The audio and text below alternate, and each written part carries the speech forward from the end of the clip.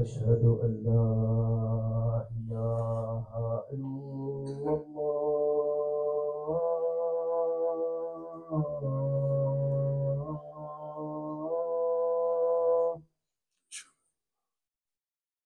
أشهد أن لا إله إلا الله.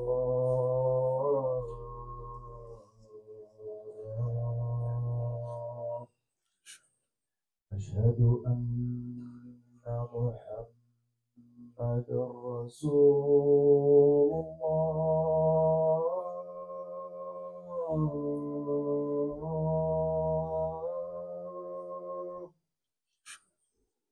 أشهد أن محمد رسول الله.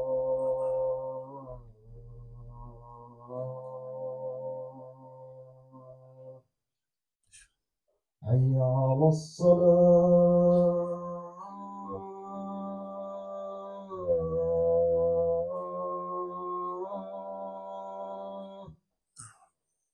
حي على الصلاة.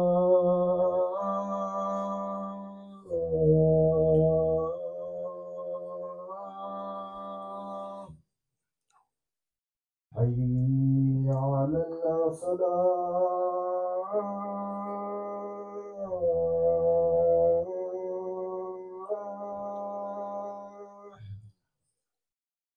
حي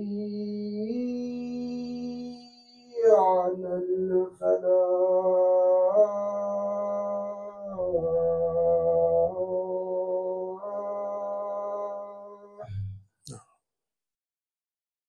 الله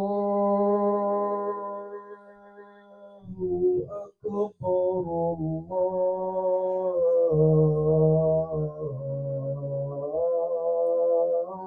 الله أكبر. لا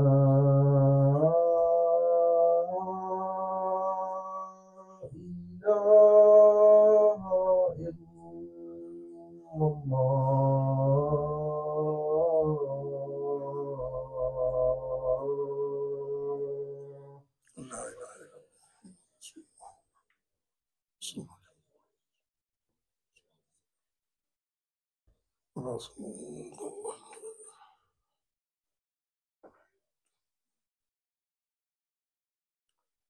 إن الحمد لله نحمده ونستهديه ونستغفره ونتوب إليه من شرور أنفسنا ومن سيئات أعمالنا.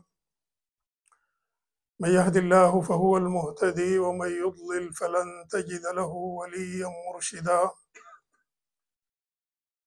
ألا إن أصدق الحديث كلام الله وخير الهدي هدي محمد صلى الله عليه وسلم وأن شر الأمور محدثاتها وكل محدثة بدعة وكل بدعة ضلالة وكل ضلالة في النار. يا أيها الناس اتقوا ربكم الذي خلقكم من نفس واحدة وخلق منها زوجها وبث منهما رجالا كثيرا ونساء واتقوا الله الذي تساءلون به والأرحام إن الله كان عليكم رقيبا.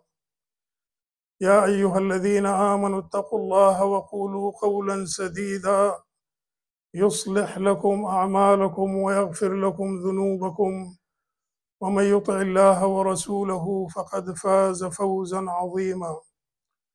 ونصلي ونسلم ونبارك على عبد الله ورسوله وصفيه وخليله علم الهدى ومصباح الدجى ونبي الله المرتجى ورسول الله المرتضى سيدنا محمد وعلى آل بيته الطيبين الطاهرين وعلى صحبه الغر الميامين ومن تبعهم بإحسان إلى يوم الدين.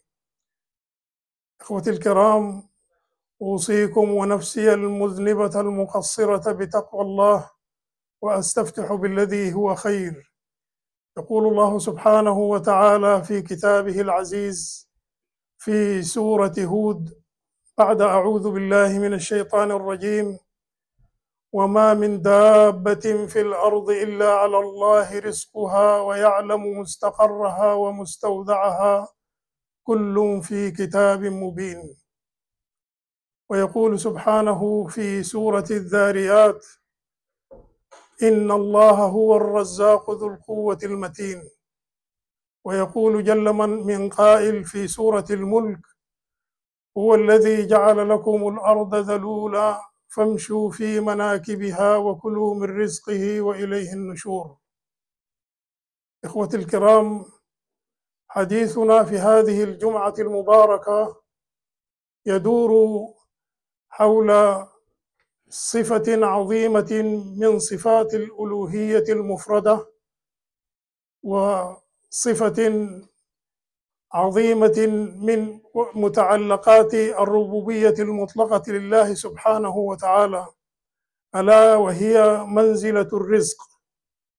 فالرزق إخوتي الكرام هو أحد الغيبيات الأربع التي اختص بها الله سبحانه وتعالى نفسه الكريمة ولم يطلع عليها أحدا من خلقه. فهذه الغيبيات الأربع جميعا إنما تتعلق ببني الإنسان جميعا، وهي نوع الجنين في بطن أمه أذكرا كان أم أنثى، وعمره، ورزقه، وشقيا كان أم سعيدا. وقد قال الله سبحانه وتعالى في هذا المقام آيات كثيرة. فعند تخلق الجنين في بطن أمه، أي عندما يبلغ 4 أشهر، يبعث الله سبحانه وتعالى إليه ملكا فينفخ فيه الروح، ثم يكتب ذلك الملك في صحيفة ذلك الجنين هذه الغيبيات الأربع، أي عمره ورزقه وسعادته وشقاؤه ونوعه ذكرا كان أم أنثى. وهذا المقام اختص به الله سبحانه وتعالى نفسه الكريم ولم يطلع عليه أحدا من خلقه ولا حتى أنبياءه ورسله. إخوتي الكرام، إن أرزاقنا جميعا محسوبة ومقسومة ومثبتة، كتبها الله سبحانه وتعالى في علمه الغيب في الأزل، وأثبتها في لوحه المحفوظ. وما من دابة في الأرض إلا وعلى الله رزقها. وقد أمرنا الله سبحانه وتعالى في آيات كثيرة بأن نمتثل هذه الآيات ونتدبر معانيها. والله سبحانه وتعالى تكفل بقدرته وعظمته برزق كل ذي كبد رطبة من إنسان ودواب وطير وحيتان في قاع البحار. فمن ذا الذي يرزق الأجنة في بطون أمهاتها؟ ومن ذا الذي يرزق الدواب والأنعام؟ ومن ذا الذي يرزق الطيور في أحراشها؟ ومن ذا الذي يرزق الدودة العمياء بين صخرة وصخرة صماء؟ إنه سبحانه وتعالى القادر، وهو الرزاق الكريم، وهو ذو القوة المتين. من ذا الذي يرزقكم من السماء والأرض؟ من ذا الذي ينزل الغيث من بعد ما قنطوا؟ إنه الله سبحانه وتعالى برحمته التي تتجلى علينا في كل صباح وفي كل مساء. نعم إخوتي، إن الله سبحانه وتعالى قد اختص نفسه الكريم بهذه الصفات الغيبية الأربع، ولكنه سبحانه جعل لها أسبابا في أيدي العباد. هذه الأسباب إنما هي لجلب الرزق والأرزاق وزيادتها وطرح البركة فيها. هذه الأسباب كثيرة كما تعلمون، نذكر منها في هذه العجالة أهمها. فأول هذه الأسباب التي تجلب الرزق وتنميه وتزيده وتجعل البركة فيه هي تقوى الله، كما قررها الله سبحانه وتعالى في كتابه العزيز في سورة الأعراف بقوله: إن الذين اتقوا، في سورة الأعراف عندما قال: لو أن أهل القرى آمنوا واتقوا لفتحنا عليهم بركات من السماء والأرض ولكن كذبوا فأخذناهم بما كانوا يكسبون. وثاني هذه الأسباب هو كثرة الاستغفار إخوة الكرام، وذلك أيضا قرره الله سبحانه وتعالى بقوله: فقلت استغفروا الله إنه كان غفارا يرسل السماء عليكم مدرارا ويزدكم ويرزقهم بأموال وبنين ويجعل لكم جنات ويجعل لكم أنهارا. وثالث هذه الأسباب لجلب الرزق وزيادته ونمائه هي صلة الأرحام. وفي هذا يقول نبينا محمد صلى الله عليه وسلم: من أراد أن يبسط له في رزقه وأن ينسأ له في أثره فليصل رحمه. هذه وصايا عظيمة من نبينا صلى الله عليه وسلم تقتضي وتضمن لنا جلب الأرزاق وسعتها ونمائها وطرح البركة فيها. رابع هذه الأسباب إخوة الكرام هو بر الوالدين. فبر الوالدين والإحسان إليهما أمواتا وأحياء هو من أرفع أنواع الإحسان، وذلك في قوله تعالى وجل من قائل: وهل جزاء الإحسان إلا الإحسان. ومن الأسباب الأخرى الكثيرة التي تعلمونها أيضا لجلب الأرزاق هي العمل الصالح وحسن المعاشرة بين الناس والإحسان إلى زوجاتنا وأبنائنا وإلى المسلمين كافة وإلى القربى وإلى ذي الجوار منا. كل هذه الأسباب تضمن لنا بحول الله السعة في الرزق والبركة والنماء فيه إن شاء الله سبحانه وتعالى. اللهم إنا نسألك رزقا لا ينفد وقرة عين لا تنقطع. أقول قولي هذا وأستغفر الله العلي العظيم لي ولكم فاستغفروه إنه هو الغفور الرحيم.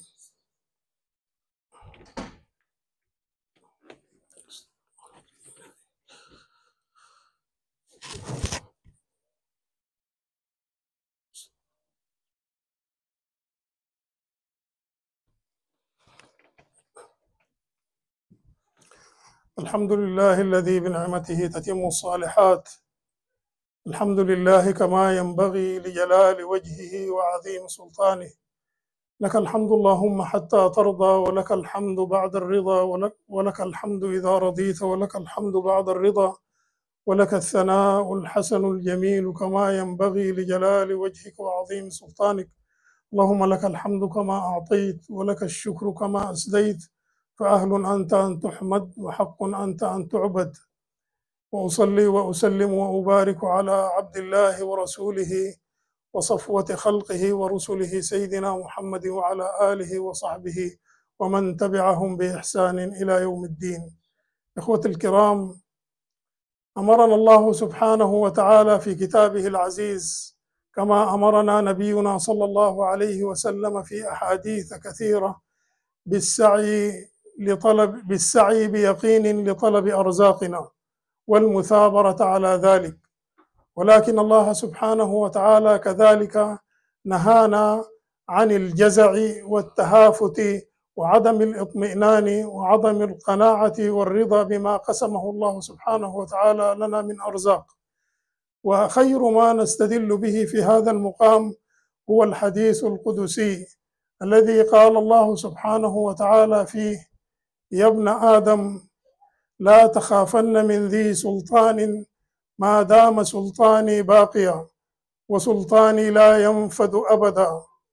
يا ابن آدم لا تخش ضيق الرزق فخزائني ملآنة وخزائني لا تنفد أبدا.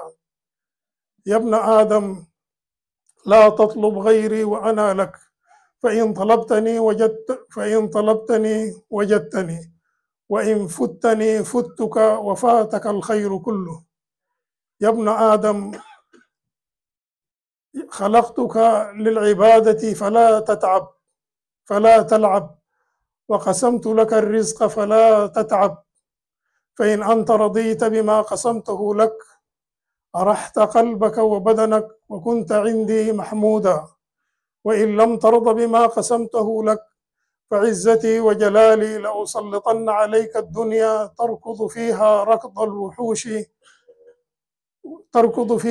الوحوش في البرية، ثم لا يكون لك منها إلا ما قسمته لك وكنت عندي مذموما. يا ابن آدم خلقت السماوات السبع والأراضي السبع ولم أعي بخلقهن، أيعجزني رغيف عيش أسوقه إليك بلا تعب. يا ابن آدم لا تسألني رزق الغد كما لم أسألك عمل الغد. يا ابن آدم لا تسألني رزق الغد كما لم أسألك عمل الغد. يا ابن آدم أنا محب لك فبحقي عليك كلي محبا. هذا الحديث الشريف يوضح لنا مقتضى الأرزاق في مجملها، وكيف نتعامل معها، وكيف نداولها ونستهدي بها في حياتنا. وهو حديث عظيم رواه النبي صلى الله عليه وسلم عن رب العزة والجلالة. إخوتي الكرام، جعل الله سبحانه وتعالى لكل نبي من أنبيائه ولكل رسول من رسله مهنة أو صنعة يقتات بها ويكسب عيشه منها. فنبي الله داود عليه السلام كان يصنع الدروع، إذ ألان له الله سبحانه وتعالى الحديد، فكان يفتل الحديد كما تفتل الحبال، وذلك تسخير من الله سبحانه وتعالى.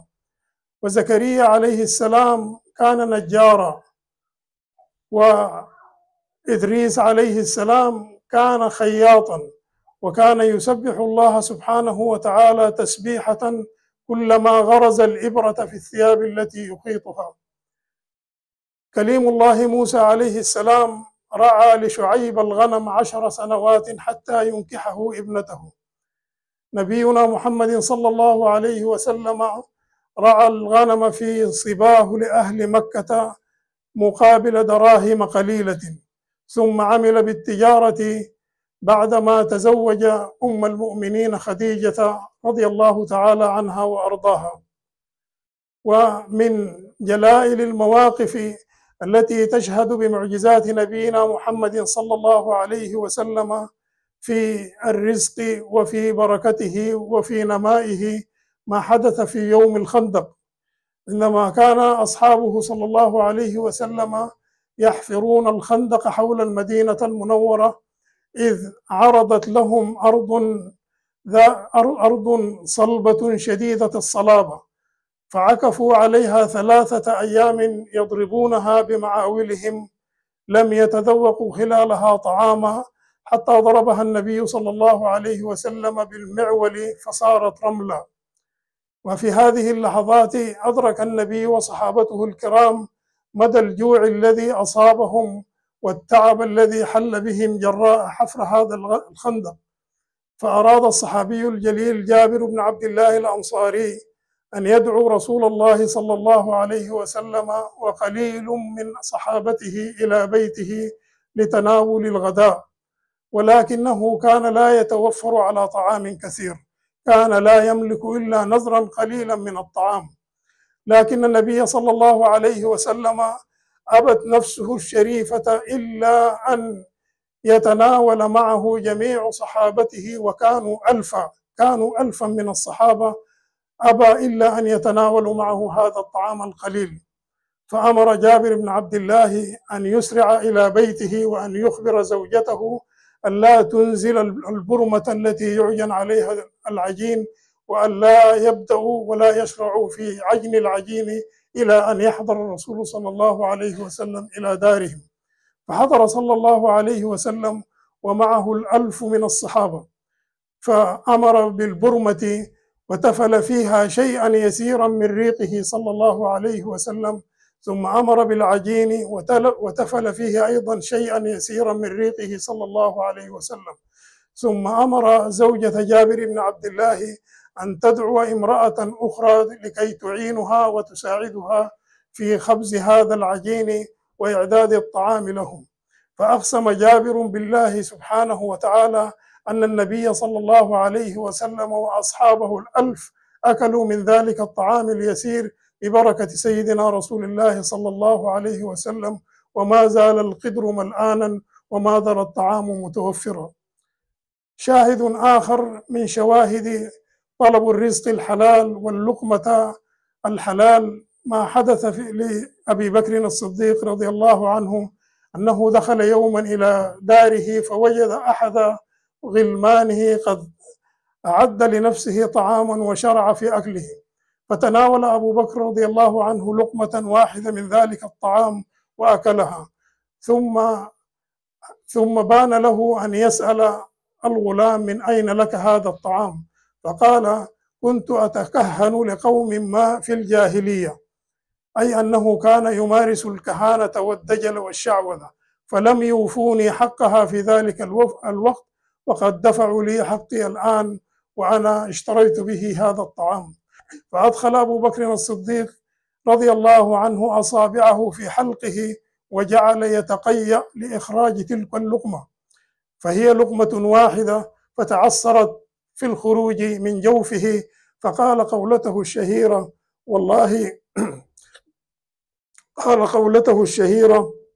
والله لئن لم تخرج إلا ومعها روحي لأخرجتها.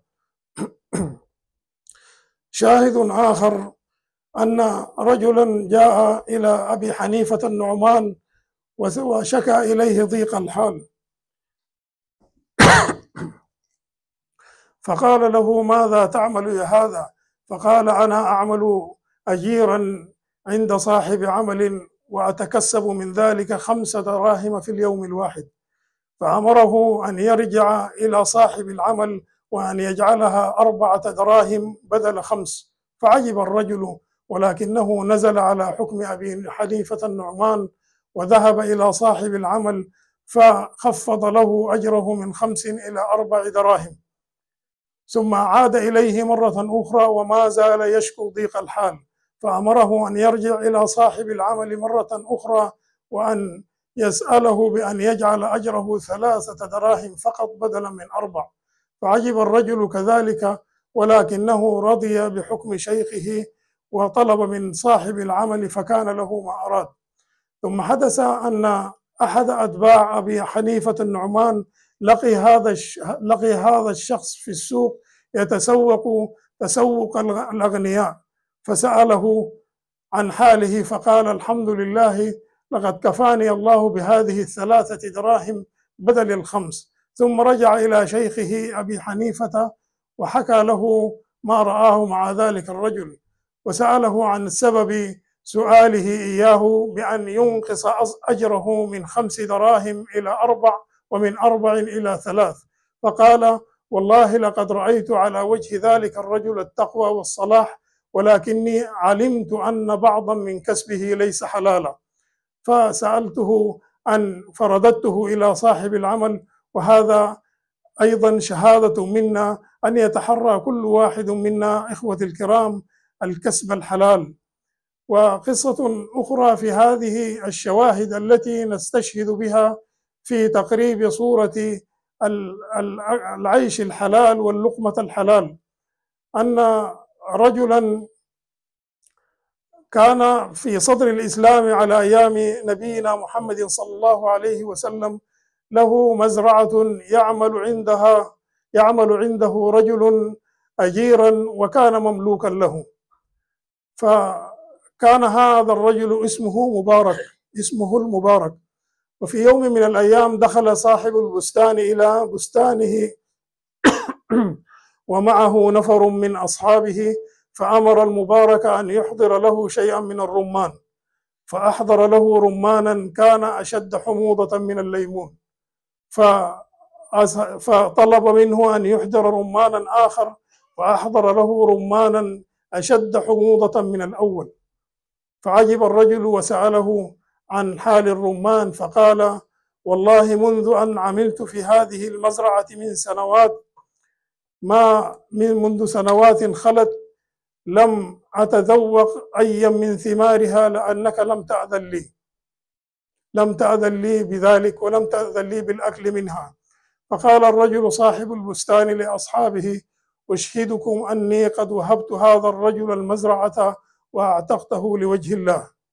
ثم مرت السنون والأعوام، فكان لصاحب البستان هذا بنت قد بلغت سن الزواج، فأتى إلى المبارك وسأله عمن يزوج بنته، فقال له: زوجها بمؤمن يخاف الله فيها. فقال له: والله لا أعلم على وجه الأرض أحدا أخوف من الله منك. فزوجه ابنته، فولدت له بعد أعوام عبد الله بن مبارك إمام التابعين الذي تعلمونه جميعا. هذه إخوة الكرام إحدى ثمرات أكل الحلال وتحري الحلال في أرزاقنا وفي معاشنا. إخوة الكرام، هذا ما عندي، والله سبحانه وتعالى علمه أتم وأكمل وأجل وأعظم، وهو يقص الحق وهو خير الفاصلين.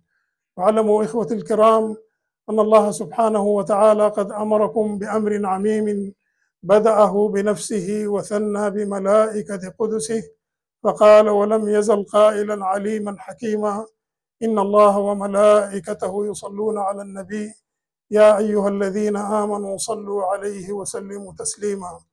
اللهم صل على سيدنا محمد في الأولين، وصل على سيدنا محمد في الآخرين، وصل على سيدنا محمد في الملأ الأعلى إلى يوم الدين.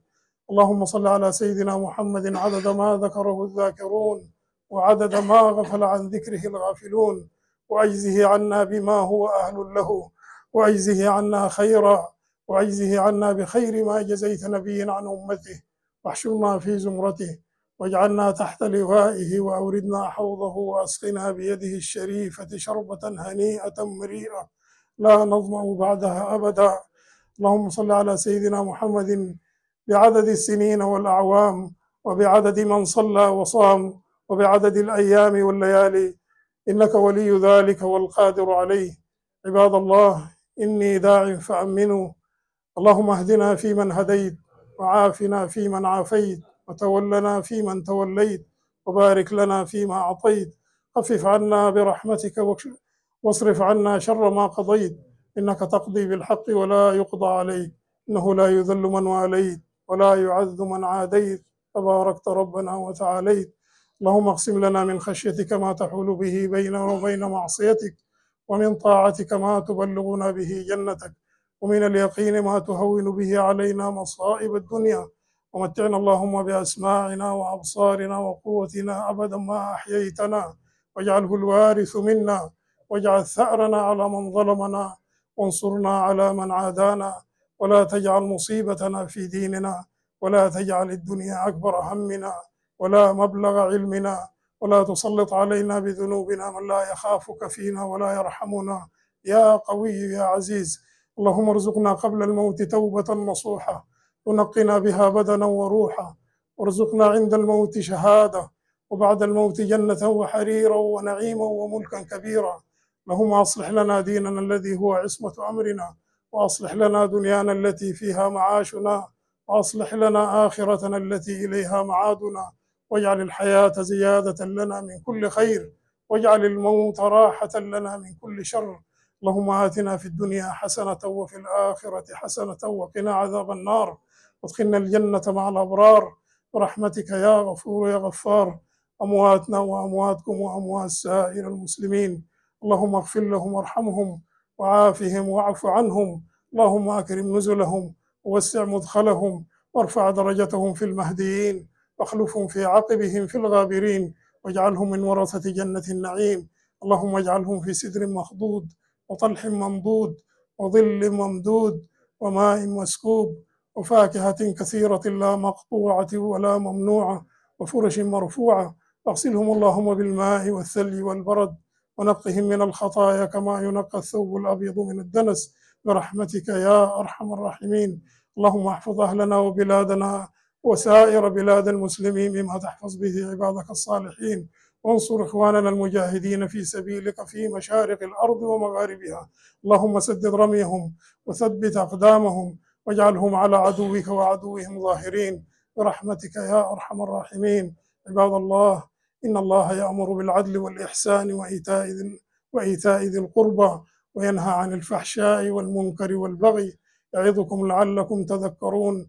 اذكروا الله العلي العظيم يذكركم واشكروه على جزيل نعمه يزدكم واستغفروه يغفر لكم ولذكر الله أكبر والله يعلم ما تصنعون. وأقم الصلاة.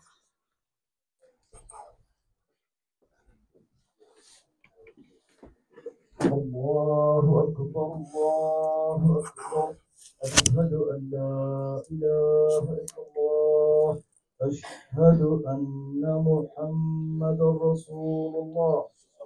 حي على الصلاة، حي على الفلاح، قد قامت الصلاة قد قامت الصلاة.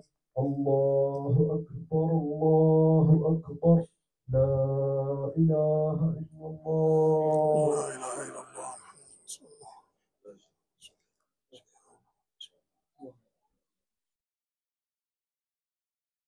استقيموا واعتدلوا. الله أكبر.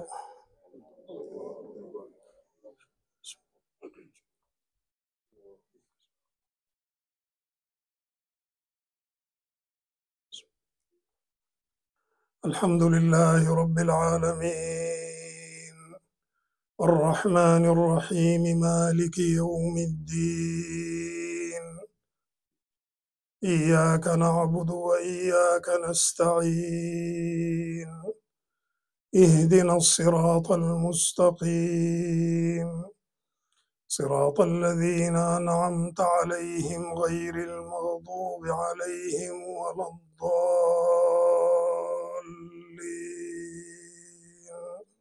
آمين. ألم نشرح لك صدرك ووضعنا عنك وزرك الذي أنقض ظهرك ورفعنا لك ذكرك فإن مع العسر يسرا إن مع العسر يسرا فإذا فرغت فانصب وإلى ربك فارغب. الله أكبر.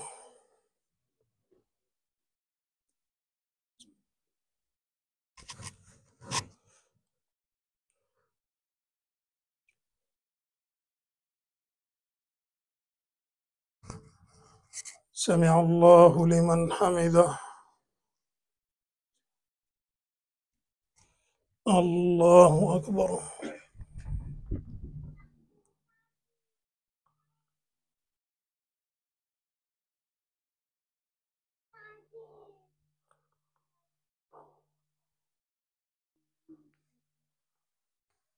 الله أكبر.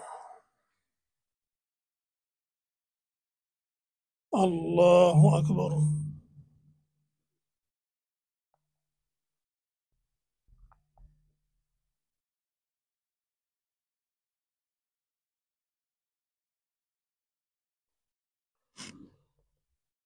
الله أكبر.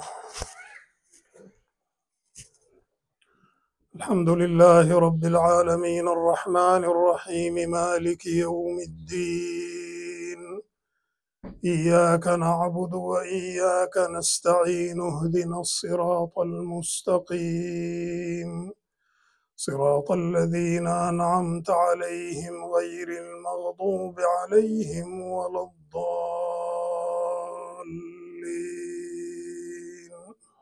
آمين.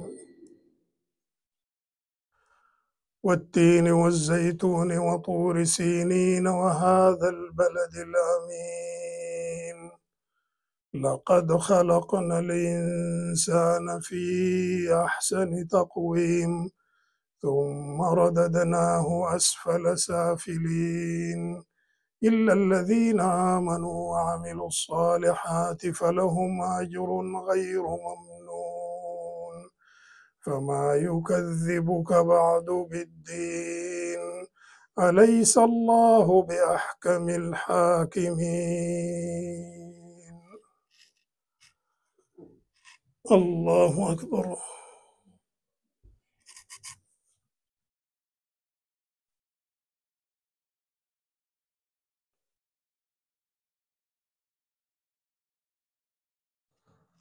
سمع الله لمن حمده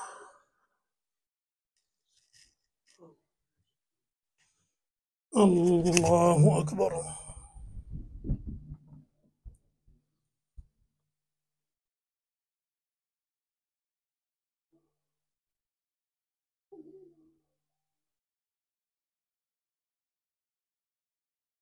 الله أكبر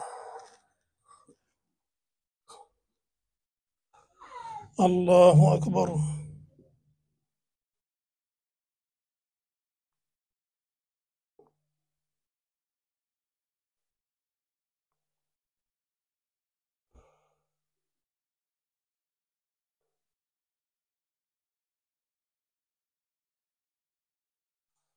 الله أكبر